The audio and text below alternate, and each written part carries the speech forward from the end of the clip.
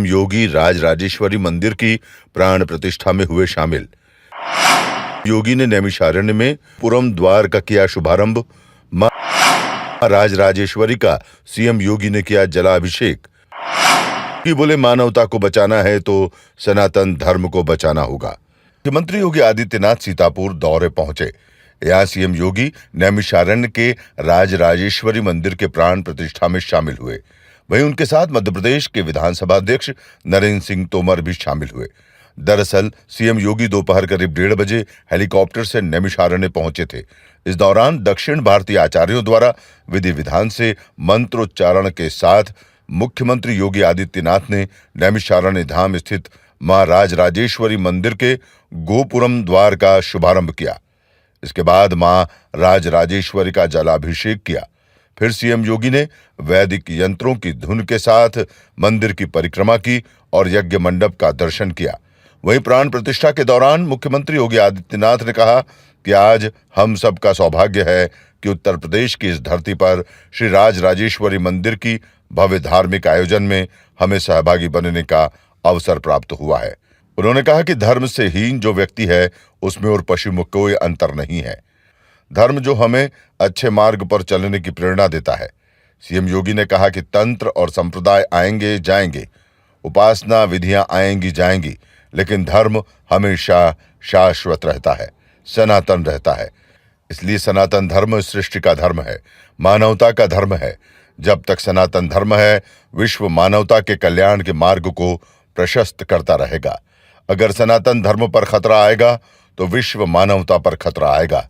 इसलिए अगर विश्व मानवता को बचाना है तो सनातन धर्म को बचाना होगा। अनुशासन का पाठ पढ़ते हैं, सदाचार का पाठ पढ़ते हैं, कर्तव्य का पाठ पढ़ते हैं। इनसे जुड़े हुए जो नैतिक मूल्य हैं, कर्तव्य से सदाचार से जुड़े हुए जो मूल्य हैं, इनका जो समन्वय है वही वास्तव में धर्म है जो हमेशा शाश्वत रहता है।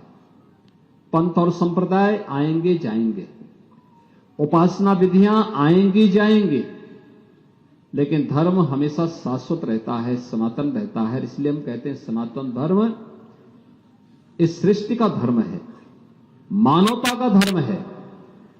जब तक सनातन धर्म है, विश्व मानवता की कल्याण का मार्ग वह प्रशस्त करता रहेगा। अगर सनातन धर्म पर खतरा आएगा तो विश्व मानवता पर खतरा आएगा।